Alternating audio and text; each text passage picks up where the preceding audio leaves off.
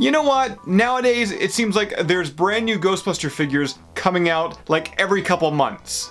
No matter if it's Diamond Select Toys, Factory Entertainment, or Funko. But there was a time, let's say about 15 years ago, that Ghostbuster fans were fevering for a brand new Ghostbusters toy line. And we got it, well, we kind of got it, with the release of Ghostbusters Series 1 from NECA. And yes, I cannot believe that this set is already 15 years old. These things came out for the 20th anniversary of Ghostbusters. I did not know these were being released at the time, and the last time I got Ghostbuster figures was with the Extreme Ghostbusters line back in 1997. That's a 7-year dry spell for those out there who's not doing the math. Now before I go too deep into this review, just a heads up, yes, everything behind me here is pretty much out of the box. I let my action figures breathe, but I've never been able to do it with the NECA series, and I'm not gonna do it today, guys, so my apologies. This video is more of a look back at the line,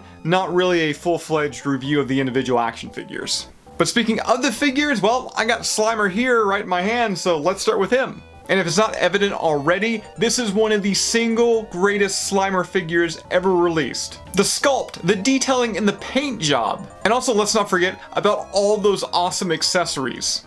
The platter of food, the watermelon, the bread, an apple, a pie, a turkey, and of course that bottle of Chateau Vankman. And as you can see as well, he also does come with his very own slime stand, which you can get a better look at on the back of the packaging. Speaking of the back of the packaging, you're gonna notice that there are 5 figures in this line. Of course, we do have Slimer, we have a 15-inch tall Stay Puft Marshmallow Man, Gozer the Gozerian, and both Terror Dogs, Zool and Vince Clortho. And before I move on to the next character in the series, once again, everybody out there, you know how I review Slimer figures, and this isn't really a review, but I judge Slimer figures on one thing, and really one thing alone.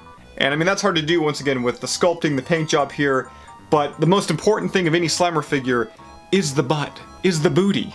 And while it's pretty impressive back there, NECA also released some head knockers, some bobbleheads of this Slimer, and he's pretty much the exact same mold.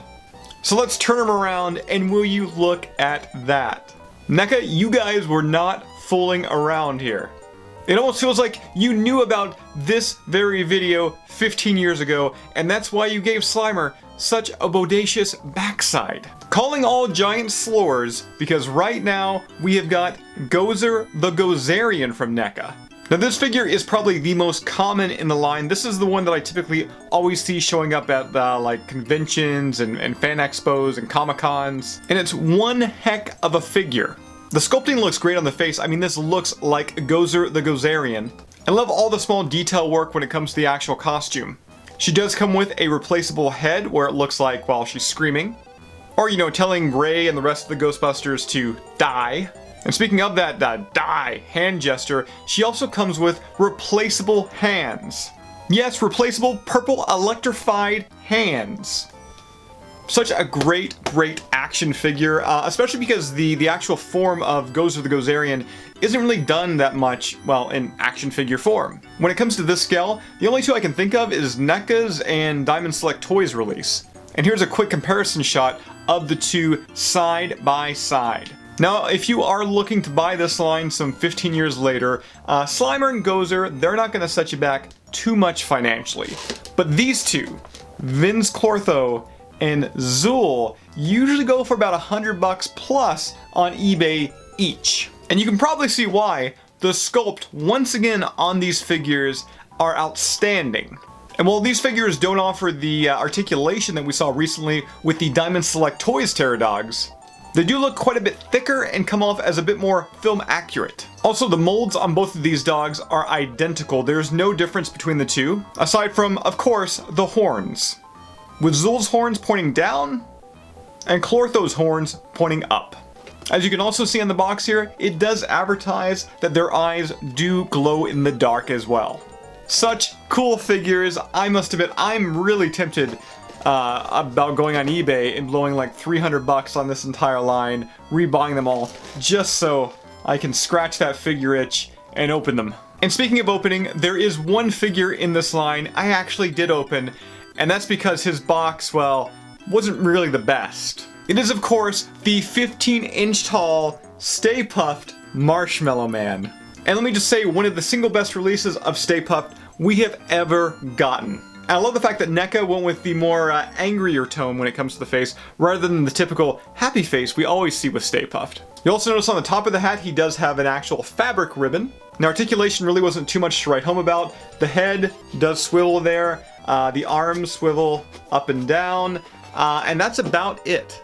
There's not too much detail on the back of old Stay Puft. You will notice a signature here, and this is one of the very first items I ever got Dan Aykroyd to sign for me when I first met him. As I actually hold Stay Puft here and I kind of fall in love with this figure all over again, I do want to note that I love this like really slight texture pattern effect that he has all over his body. It's faint, but does give off a great impression of what a marshmallow really looks like. I love this figure. And that does it, guys. That's our look back at the 2004 NECA Ghostbusters Series 1 figure line. Whatever happened to Series 2? Well, it never happened. Apparently, Series 2 was going to be the actual main four Ghostbusters: Egon, Ray, Peter, and Winston. But NECA never got the actual likeness rights to those. Whether or not it was because the likeness rights were A, too high, or B, the Series 1 didn't really sell too well, so then they didn't actually have the money to pump into those likeness rights, is unknown, but I would love to have seen what a Ghostbusters team would have looked like under the supervision of NECA. So guys, that does it here today. I hope you enjoyed this new episode of our retro review series. As always, if you'd like to check out these retro reviews 72 hours early, be sure to sign up to the Ghostbusters News Patreon page. Link for that is right down below in the description. That's all I got for you here today, and I'll see you right back here next time for some more Ghostbusters news. Ghost, no one had orange reaching out of his torso to militarize zones on with Vince boy though. Just got a call and I'm ecto cool. Grab your tools, it's time to fight Zool. This proton charge will go run you extra. The storage of the beast, hope you brought your checkbook. You might want a warranty in case it happens down the line. Everybody's going down